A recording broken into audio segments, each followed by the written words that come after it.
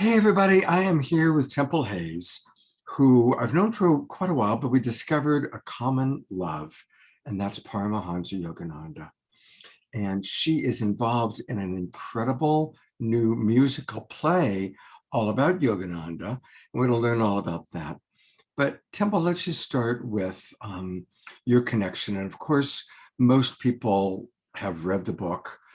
This is really I would say, one of the most important books of our culture, of our kind of new thought culture. What was your first introduction or your connection to our beloved Yogananda? It's so cool that you said that because of being in the play, being the narrator of the musical, which is just such a great calling for me. I contacted a friend of mine that I met when I was 19 years old, and he had traveled all over the world. He was really into yoga, and I was delayed going to college, and in that delay, I had a slight surgery, and in that delay, I went to work for Michelin Tire. So I was with people from all over the world. And this man named Donald Bliss. So there you go, Bliss. Okay, that's a sign. And he came up to me and he said, I can see the spirit in you, and etc. And then he said, I want to bring you some books. So he brought me the book, As a Man Thinketh, Illusions, an Autobiography of a Yogi. So yes, like so many people and many of you listening, watching, is that it was a breakthrough. It was something as a soul that we all felt or reincarnated knowing.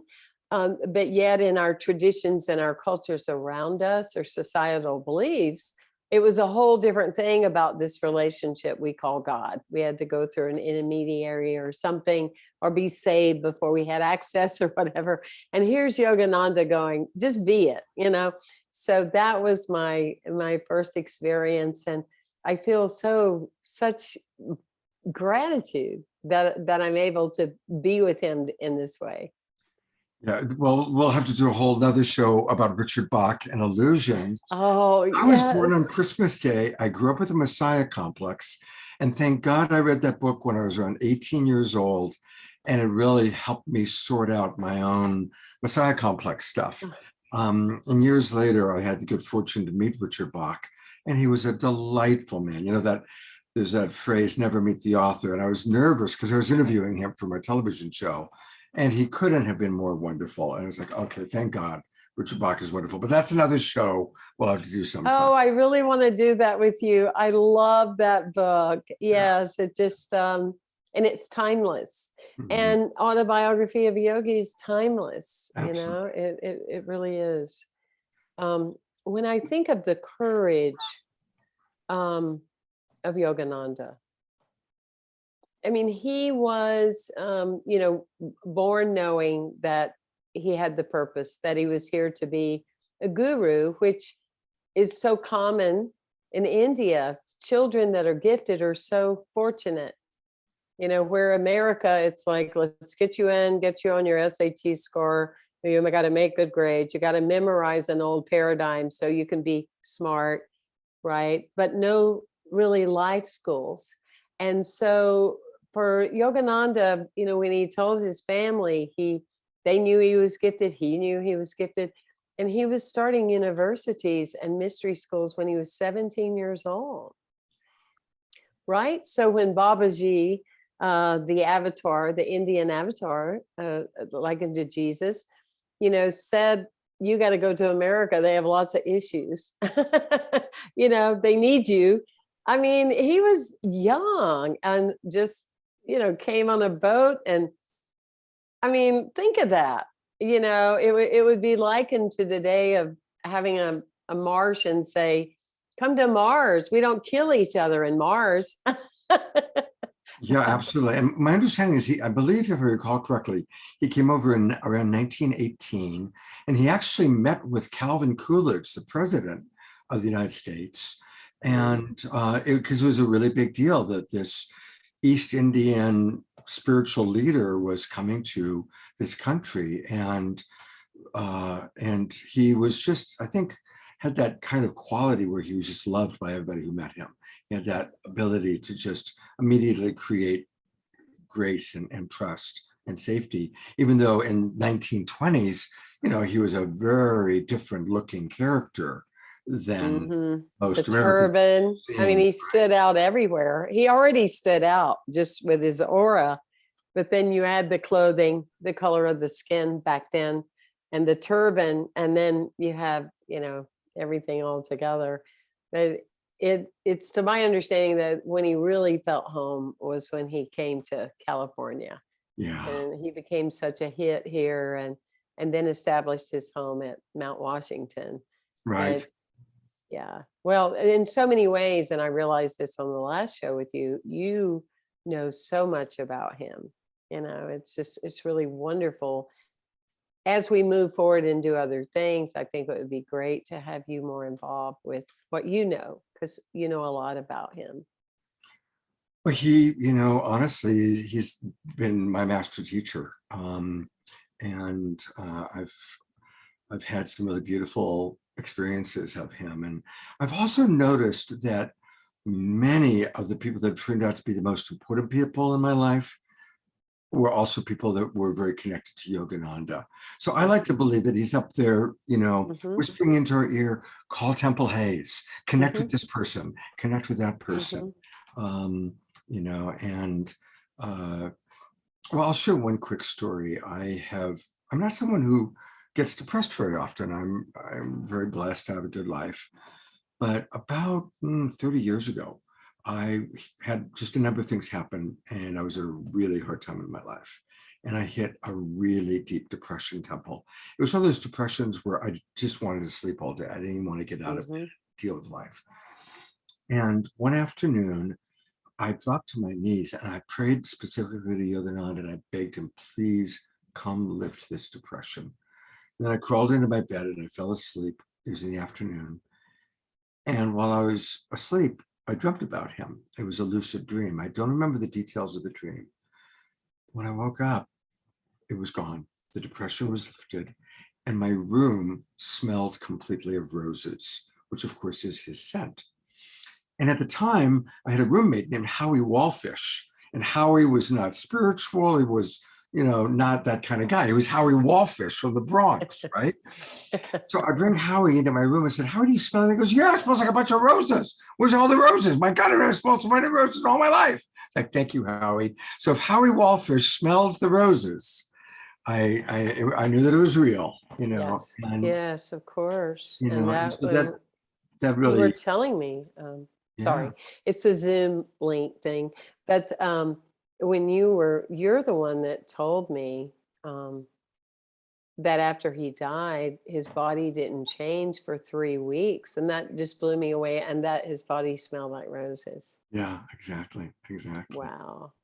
So, now how about you, as you've been, I guess now's a good time to tell us a little bit about this musical that you're involved with. And here it is. It's going to be having this big premiere on November 17th. So it's coming right up. I'm going to be there. Tell me about the musical and tell me about your role in this. Well, the Biltmore Millennium on Grand Ave in downtown Los Angeles is the place that Yogananda did his last speech to the ambassador of India and took his last breath right there at the fountain when you walk into the entranceway. So we are bringing Yogananda now 70 years later back into the place that he took his grand travel, right? And so Michel Pascal is an amazing a playwright, writes musicals. He's a great musician. He's linked with like Paul Pasco of Hall & Oates and Madonna. He's linked with Myron McKinley, the music director of Earth, Wind and Fire, Stacey Lamont, the drummer for Michael Jackson. I mean, he hangs out with these guys. And, one of the ways that Michelle has done so much good in the world is that at Amity Prison, He's taught meditation there, Scott, for, I want to say 7 years. I've actually had the pleasure of speaking there.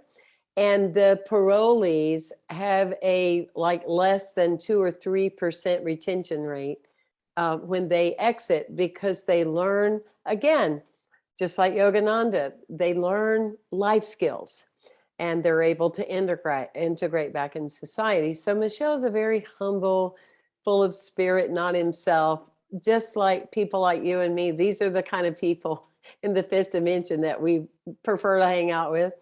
But he had written a play in 2014 of Saint Teresa, and it did very well in Europe, etc. So he wrote a song about Yogananda, and one thing led to another, and it was just like, oh, I need to do a musical play about this.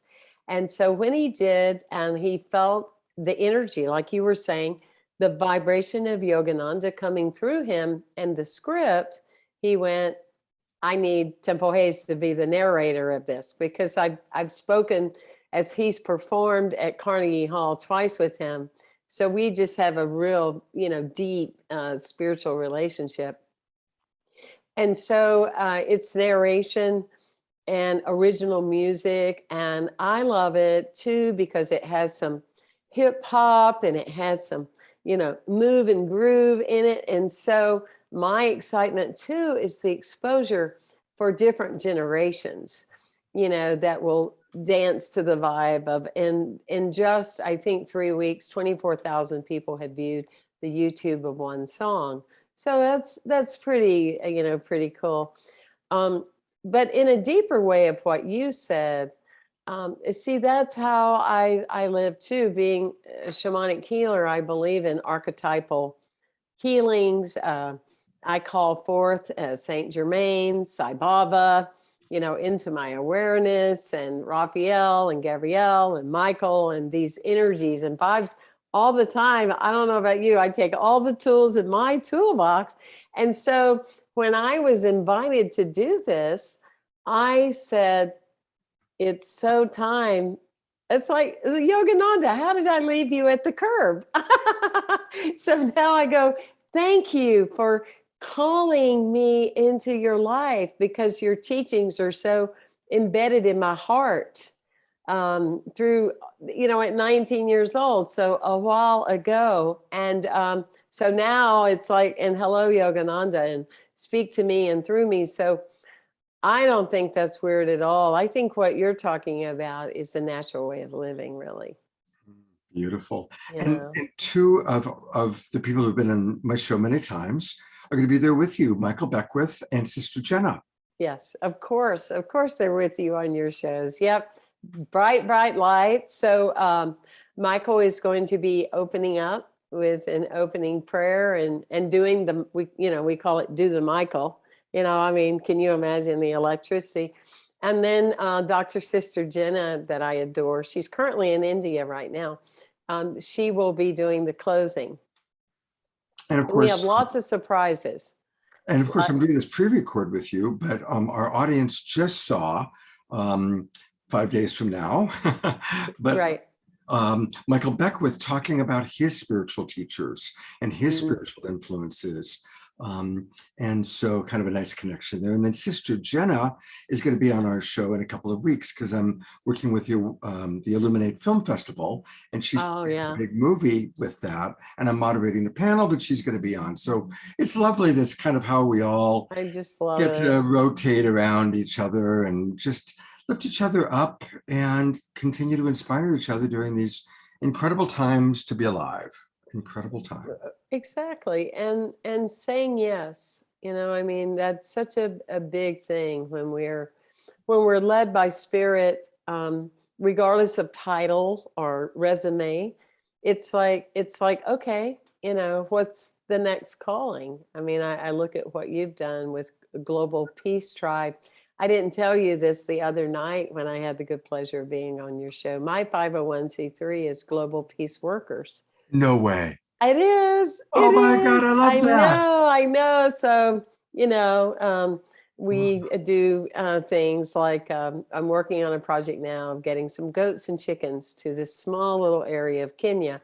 But that being said, so we just keep finding each other, and when you're called, I mean, the funny thing with me, not to impress anybody, but just to impress upon, just be willing to say yes, because the joke about me and anybody that's ever worked with me is don't give her a script because she won't follow it, because I'm more extemporaneous and I just go into this space, and and so I'm learning this verbatim, this script. Oh, And because it's like it's a yes, because in any way that we can continue to bring the spiritual resurrection and revolution to this planet, why would we not say yes? wow. So Now, inevitably, when we have something as big as doing what you're doing with this musical, there's personal lessons that correspond with our life. And I'm just curious, is there anything that is going on in your life, in your world right now, that either connecting to Yogananda or learning about Yogananda or learning the script, you're going, oh my gosh, this is exactly in alignment with this particular lesson of my life right now? mhm. You are truly one of the most in tune interviewers. You are so pleasant. I love your style because you're only listening to the heart. And I just want to honor that about you. And I'm not sucking up because I'm already on your show. um, so, two things. One is when I went to the last rehearsal, I got so emotional because when I was a little girl, I got a calling too. I knew I was special too. Now, I'm not saying I'm comparative to Yogananda. I'm not into you're this way and you're better and I'm that. I'm just simply saying that I had this deep call of knowing that I had a purpose and that I was here on this earth to make a big difference. And I could see beyond the natural, I could read through the lack of truth. And I was tagged crazy and weird, and it wasn't always pleasant for Yogananda. Yeah. Here in the States, he went through a lot of chaos and stuff, and it really really hurt him. So it brought up for me and has about what it was like to be different and what it would have been like if I could have told my family I'm as out there as they get in this Southern Baptist community. And they would go, oh, honey, you're so different and you're gay and you're all these things. And let's just send you to a mystery school. You must be the reincarnation of somebody that has a purpose. No, no, no. I got taken and carted to the mental health clinic, let me tell you. So a whole story that you and I could do about that. And I have to say, sadly, I lied my way out because I was afraid they were going to give me those shock treatments and fry my brain. So I relate to it that way. I think the deeper passion for me that I relate to is that I have a goddaughter that is now 6.5. And she found me, Scott, at when she wasn't quite 2. I say found me, I mean out of hundreds and hundreds and hundreds of people. She found me at my community. You've been to First Unity. It's crowded. She found me, and every Sunday she would find me, and she would grab my leg, and she would hold on, and be very emotional and cry. And her grandmother, who's her mother, adopted her, and she goes, I don't know what to tell you. And I said, well, it's really okay. So we go on to talk more. This little girl then language. And when she would see me in the hall, she'd go, purple, purple. And she wouldn't want to go. And every time they would go to leave, kicking and screaming and stuff like that. And I went, this is an old soul relationship. Yeah. So this child represents to me all the children that are born that are mystical and magical. And so we throw them in systems like Yogananda stood for. We throw them in systems. We develop their SAT, and that's supposed to mean something. I don't know about you. I've been interviewed. I've spoken to people in Hong Kong and all over the world. Nobody's ever asked me what my SAT score was. Ever. Nobody ever. You know, when I got married my wife, she didn't ask me, well, we can't do this until we know what your SAT score is. You know, so it's a huge passion of mine. Wow. A huge passion. And it's stirring all that up in ways of where will this land and how will this integrate in within me. One school that was a creative school said that they couldn't keep welcoming Miracle, that's her name, my little girl, because she was too much. And now I'm going to write them and say, remember the little girl you said was too much. It's almost 7. And she does everything on 4th grade level. They don't even know where to put her. Wow. Wow. So there comes a responsibility with those kind of things. And Yogananda taught us well.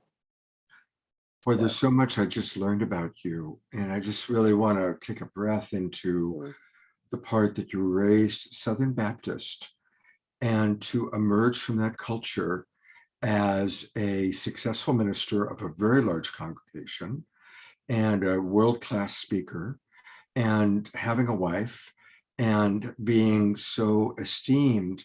What a journey your life has been. Wow. What a journey. Yes, what a journey. Yeah. I've come a long way from a 13-and-a-half-year-old that her grandmother told her she wouldn't see her in heaven, that I was bound to hell, or an aunt saying I was doing the work of Satan. And yeah.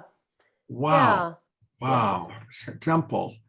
and that terrifying to be put in a mental institution because you're the magical person that you are. And of course, what that brings up to me is, God, how many people, how many souls over the years in less evolved cultures were put into insane asylums because they were autistic, or they had the gift of sight, or they could see multidimensional beings, whatever it might be. Exactly. And it's going on now, I'm sure, all over. And then we look at a person that becomes the addict, you know, that isn't recognized. So there's the hole. And then filling the hole, as John Bradshaw would talk about, with the family system of filling that hole. I mean, when I speak at alcoholic or sobriety kind of conventions, I go, welcome to the Gifted Club. And they go, what? Nobody's ever called me gifted. They call me flawed or trouble, or it's my personality that I ought to know better. And I go, welcome to the Gifted Club, because you've just not found the proper way to focus your gifts. But you know, you drowned that out. Your sacred saboteur was overriding the really essence of who you are. So yeah, we have much to talk about. We do. You know, I would love to do a show with you and my friend TJ Woodward, who Oh also yeah, works closer love with him. Michael. Yeah, TJ's great. He's been on the show, of course, a few times. And so hearing your approach reminds me of TJ's, which is just really acknowledging that somebody's not broken or flawed because they've developed an addiction. As TJ points out, it started as a good idea. Yeah, it started as a real good idea. Or in my case, it started out, you know, refusing to listen to myself, because listening to myself had gotten me into so much trouble. I didn't learn intuition from a class, nor does anyone. We're innately intuitive, but depending on the culture and the practice, you know. And so because all the choices I had made had put me in such a state with my family, I had kind of shut my, you know, intuition off. But the first time I drank, I became violently ill. And I went on to do it for 15 years, you know, kill me. And now I call that, it was a slow suicide. Yeah. But I'm one of the fortunate that my card wasn't pulled, or it wasn't my time, or who knows? Thank goodness who knows? You've led an amazing life. And I want to acknowledge 35 years sober. 35 years, yes. Now, the show that we're doing is kind of on our spiritual influences. So in maybe some of your formative years, were there particular, obviously Yogananda and Autobiography of a Yogi and the book Illusions, were there other particular teachers and spiritual influences that really led the way for you? Yeah, the deep breath for me, probably the first time I remember breathing deeply was at 19 when I was at a unity community, which is we're all related. You know, there's only one presence and power in the universe, and we are all images expressing God as we to our own understanding. And I remember the minister was getting close to me and asked me to dinner, and I said, "Well, I probably need to tell you that I'm gay." And she said, "And what do you want for dinner?" You know, it's like didn't even go there, you know. And because I was terrified of getting close to people because then I'd be found out. And I said, "Didn't you hear what I just said?" And she said, "In unity, that doesn't mean anything. You're a child of God just like I am." And I went, big breath. Oh, I'm not of Satan. I'm not bringing the devil into homes. And what a profound thing. So anything related to new thought in that way would definitely be it. I really resonate with all the stories that I've heard about Ernest Holmes. I resonate with his stories. I resonate with who he was as an orator, as the founder of the teachings of science of mind. And I resonate that here he would speak to thousands and thousands of people on Sunday. And then he would be at the drugstore trying to help the guy that was an addict become a sign maker, or he would help somebody else along the way. All the things he did that weren't necessarily public knowledge, but where he walked his talking. And that's a very important teaching for me to continue every day. How am I walking my talking? So that would be one. And then probably the other profound thing would be the work of Sandra Ingerman. I adore her. Every now and then I still write her and thank her because, like unto you, when you said about 30 years ago, I was kind of quickly doing the math. It wasn't quite 30 years ago, but close enough that I too could not get that pep back in my step. And I was all-American athlete and military. And it's like, oh, Camino Trail. Oh, that couldn't be anything. Give it to me. You know, and I went through this place of, I felt like my soul was aching. I felt like I was dying, Wow. really, energetically. And through a series of things, and I won't do that now, but through many incidents in those moments, that book landed in my lap, Soul Retrieval. And it changed the whole path of my life forever. And every now and then I write her an email. I love you. I appreciate you. Thank you for being brave and honorable and doing the work and saying yes to that work that you did. So then I would go on to learn a lot about that work. So yeah, it's been an amazing journey. Thank you for taking me to all these places Oh my today. gosh, it's so good to learn about this. And now the journey is again taking you to this Yes. amazing musical celebration.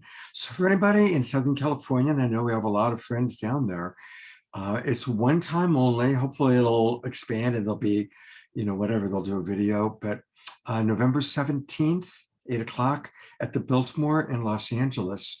And as you mentioned, the Biltmore is where Yogananda had his Mahasamadhi. And Mhm. there's a beautiful photo. This photo is called The Last Smile. And this picture was Well, taken, Temple, as you know, about an hour before he took his last breath. And this has always been my favorite photo of him. And I've had this up at many times in different homes. And just mm, I gives was me just like, chills. It gives me chills. Could you please tell everyone the story that you told me about the last hours of his life? That's an amazing story. I'm trying to remember which story that is. When his driver assistant approached him to carry him to the hotel. I think somebody else must have told you that story. I don't I don't know. I thought it was you, but Yeah. anyway,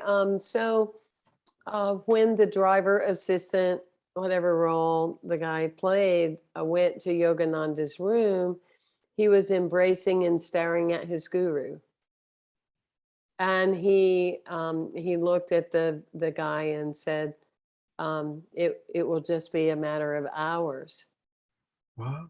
I And the did not guy know that story. goes, So, and so the guy goes, well, how will we ever be without you? And he said, well, just love, mm, just teach love.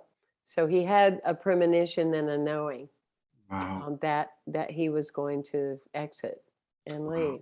I thought that was you. Now I don't Yeah. know who that was because I don't even recall talking to that many But thank people you for about it. sharing that story. Hey, Yeah. as quoted by, oh, not really, Scott.